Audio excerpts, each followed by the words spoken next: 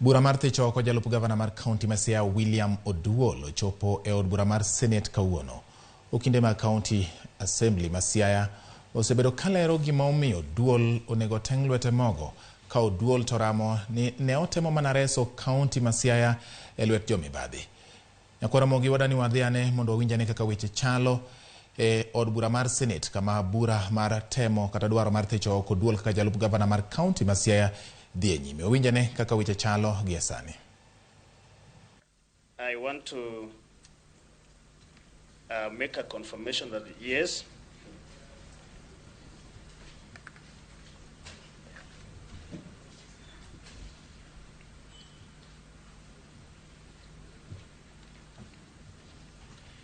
Mr. Chair, I want to confirm that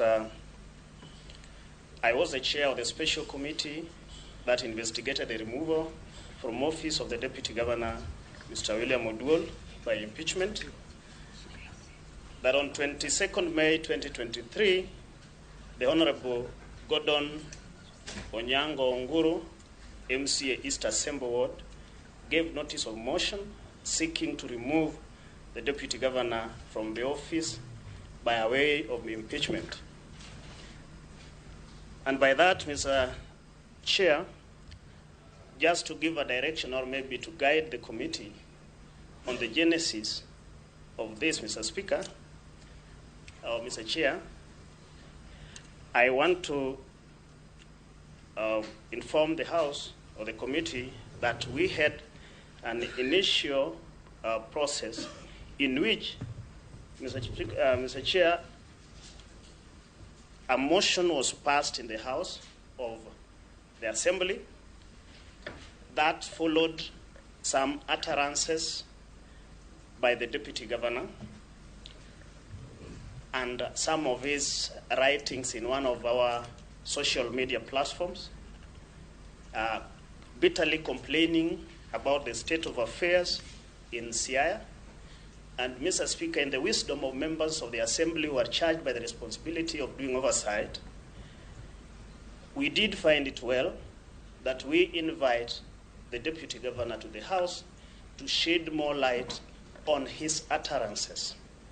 Few of the utterances he made at a funeral, and at others he made on a write-up on our social media platform. And I hope the videos relating to such utterances has been provided before the committee, and I think through the guidance of our lawyers, it will be used herein for evidence. Mr. Chair, based on that, I wanted to make that clear so that we distinct between these two processes, that the initial motion and its limits and terms of operations were only requesting the Deputy Governor to provide us with information in relation to the utterances that he made. It was not a censure motion. It was not meant for anything. And therefore, Mr. Speaker, Mr. Chair, if you go to even the recommendations was a bit general, because the intent of the motion was that we get to know what was going on. And Mr. Speaker, I move on to say that based on... Chairman, perhaps, if you will allow me to interject. The witness has supplied us with a statement. We have been supplied with a statement on behalf of the County Assembly of this witness. My sincere belief is that the purpose of that witness statement is so that we have notice of what the witness is going to say. Some of the things the witness are saying are not contained in his witness statement. So perhaps, Chair, through you, I can ask that he confines himself to the witness statement. Chair, may I respond to that? Yes, you may, but I'll give direction. Yes, Chair, if you hear the content of what the witness is saying, is basically trying to demonstrate the procedures that were followed, and is giving a background, the genesis to what culminated into the impeachment motion. So that is, in as much as it may have been stated briefly or summarily in the statement, is trying to elaborate what he has in his statement. You are basically trying to build a case, yes, to build your case, but you need to know that you have a limited time so that you can focus on your statement that we have. Thank you, Mr. Chair. Because we are not going to entertain anything new, so just focus so that we also... Thank you, Mr. Chair. Mr. I stand guided, but again, Mr. Chair, just to say that it was nice for the committee to also know it goes from the hearings. There are confusion between these two particular processes, and I wanted to make it clear so that we move forward. So, Mr. Chair, you find that on that motion, even the report, it's very clear on a general administrative, it was not a censure or anything. There was nothing that was needed to be achieved by that motion other than getting information. I'm constrained again. The issue of that report does not feature in his witness statement, and we have no notice of that evidence. And like I said, the purpose of the witness statement is to give notice. Witness, can you please restrict yourself, Mr. Chair, to your statement? I think Council Nyamodi hasn't read his documents. That report, which is alleging is new, is contained in volume 2 of our bundle of documents. Actually, it's the second last document in the bundle of documents. The report is produced with no context. Now the witness is attempting to give it context. That's my point. It was up to him to give it context in his witness statement so that we have notice. So please, Francis. Mr. Chair, I don't know how to go about it, but then through your guidance, how I wish that the learned friend tells us that the statement is just a guidance and it cannot contain everything that I wanted to say. It's my guidance to how I'm going to present mine, but not everything that I'm going to say. What I want you to do, can you please restrict with yourself to the written statement? When we are doing cross-examinations, you can bring that background. In fact, what you just said, I wish, while you're doing the preliminary earlier, it would have been done. But just restrict yourself so that also, the counsel for the DG is going to eat into your time if you don't restrict yourself. I'm just trying to help you so that we adjudicate this thing properly. Thank you, Chair. Standing guided. Which page is it? Chair, the report? With your kind permission for purposes of record. For the page? Chair, on this sort of procedure legally, when you go strictly the way the counsel for the DG is saying, then it means then you go by affidavits only. But when he's giving viva voce evidence, then there can be a little leeway, but still stay within the limit. Chair, this is for the purpose of the records. That's why I've said he was giving a background, and while you are giving background, also you save yourself time. You don't waste a lot of time. Mr. Chair, the report is at page 1042. Yes. Of volume 2. Yes. I have no problem, Chairman, if the witness refers to the report, because the report is in the bundle. The witness has produced the report without context, and that is how it should remain on the record of the Senate. He now can't put context on the record. No, we don't have the content he's talking about. We have the report here. We have his 1042 members. Yeah, that is just for record. Yes. That is the report dated May 2023. Yes. Committee on General Oversight. That's right. Okay. So let's proceed. Can we be given the reference once again? We are lost, some of us.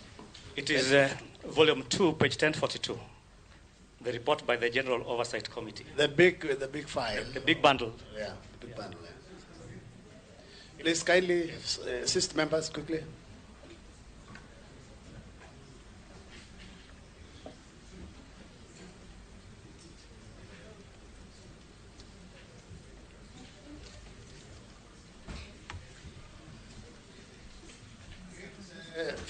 Francis, yes, Omkeni. Yeah. Now that we have it, yeah. I just wanted, because I was making notes, so in what context can we now hear your statement? You are making reference to this report, so that we follow your evidence before us. Yes, Mr. Chair. On the context of this report, I'm reporting. I wanted to make it clear to the Senate that this was not a report on a censure or any sort of disciplinary towards the DG, but it was an invitation of him to present for us some information about the allegations he made in or his public utterances on how the CIA is being mismanaged. So that was the import and the limits of that. It was not a censure or anything else. And therefore, with that then, through my evidence, Mr. Chair, I wanted to dispel the import of or the statement of double jeopardy, that in this matter, it was not a double jeopardy, that the imports of this is totally different from what we really presented. Mr. Chair, that forming the basis of part of information that we have, and that will take you to the references of the fourth charges, Mr. Chair. We did, in the motion of the Honorable Member presented, that is the motion by Honorable Nguru, presented a few grounds. Some of the issues included the interference with procurement process, the abuse of office, bulldozing officers, misuse of public resource, bullying, misleading public by giving false information. So, Mr. Chair, in part of that report, majorly, you will find when you go to section 4, where we are dealing with the misleading of the public officers by giving false information, the major evidence is presented in this report, because based on the information that was presented to us, then being the documents of the Assembly, it was then utilized by the Assembly through that Honorable Member to process the said information. Mr. Chair, on the ground of interference with the public procurement, Mr. Speaker, it was alleged that the Deputy Governor interfered with the procurement. The procurement of and supply of certified seeds, and which is in contravention with the law.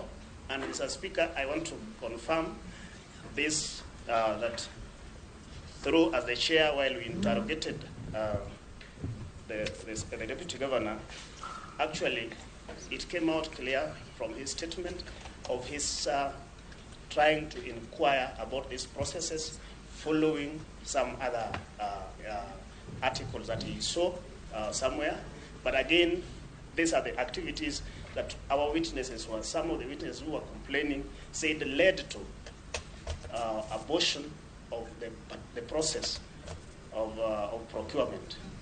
Mr. Chair, it was then committee's observation that actually the Deputy Governor ought not to have interfered with this process at that particular time by maybe asking for those information. But again, it was also peculiar when we read the statements, or from his own writings, Mr. Chair, when he said that the tendering process is has some interesting recommendations, the kind of descriptions that he was giving, and at the same time, when we asked him questions, he claimed to be very much into professional field, and he believes on professionalism. Then we asked one simple thing, that are you a professional on procurement? Mr. Chair? On that point, Mr. Otiato, yes, on the point of procurement of seeds and fertilizers, yes, and you are alleging interference, yes, did you have a witness who actually confirmed that there was attempted interference by the Deputy Governor? Yes, Chair, yeah. The witness was the Director of Procurement, yes, that made his statement. And who is the Director of Procurement? Director is Mr. Okwata. Mr. Martin Okwata. Martin Okwata, yes. Yes. And did he appear before the Assembly? Yes, you are. And did he record a statement with the Assembly? Yes. And according to Mr. Okwata, what was the nature of the interference by the Deputy Governor? One, the procurement... Chairman, perhaps, because Mr. Okwata is a witness, it would be hearsay if that question is then answered. It is Mr. Okwata who said it, and Mr. Okwata is a witness. So perhaps that question can be put to Mr. Okwata. It is not this witness's testimony.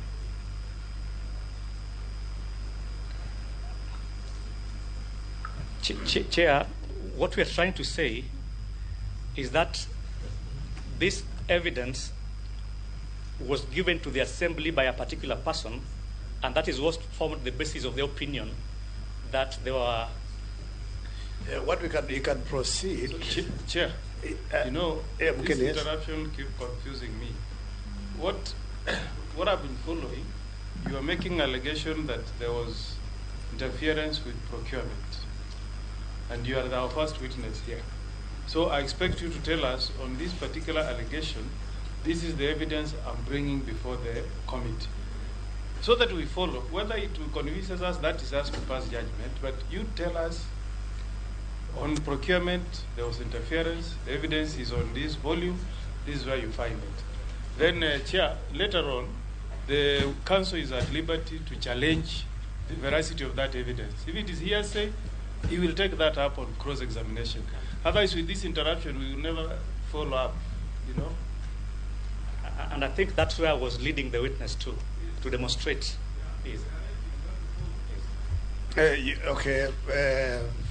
The witness and your counsel, you know, from what senior counsel Mgwene has said, you know, basically, it is not your business. You know, you are trying to lead the witness to confirm something while the person who is supposed to confirm and he'll tell us and give us the documents, I think they're already here, is also a witness. So basically, just wrap it up so that you also don't waste your time, because you know, you're trying to build a conversation towards somewhere. Yeah, which is very key in examining Chief Chair, but I'll let him proceed. Please. Thank you, Chair. Thank you, Chair. Chair, I did say that on that particular charge, and I'm saying this, Mr. Chair, that I have the liberty. And I want you to proceed from the way the senior counsel said. You know, you do your case, you say this is the allegation, and at the county assembly, when the witnesses came, yes, these are the documents they brought, you verified, that's why you arrived at impeachment of the deputy governor, so yes, that you know you help yourself. Yes, Your Honor. Your Honor, on those particular issues, and I think this is where you have a bunch of the other evidence there that I'm not having here, but I hope they will be bringing them in each and every case that we are presenting. On the issue number one, Mr. Chair, on the interference with the procurement for contracts of various projects in the county, that a supply of delivery of certified seed and fertilizer contrary to provision of Section 41 of the Public Procurement and Asset Disposal, which state that procurement function shall be handled by procurement professionals whose qualifications are recognized in Kenya. Mr. Chair, we did invite the Director of Procurement, who made a statement herein attached in a part of our report as an evidence, and I hope that will be found in bundle number 2, between page 354 and page 509. Okay, honorable members, you can peruse 354 to 509. Yes. As more specifically, look at the written submissions and evidence by Martin Okwata. That's page 376 to 409. So 354, so that we are together. That's the one dated 13th of April 2023. Yes. Page 354. Up to 509. Up to 509. But specific to the issue of procurement, the one he's addressing is between page 375 and 409. 375, 49. You can just check. Proceed, witness. Yes, Mr. Chair. On second issue, the Deputy Governor coerced the head of procurement unit to give him raw evaluation reports for the tender and supply of delivery.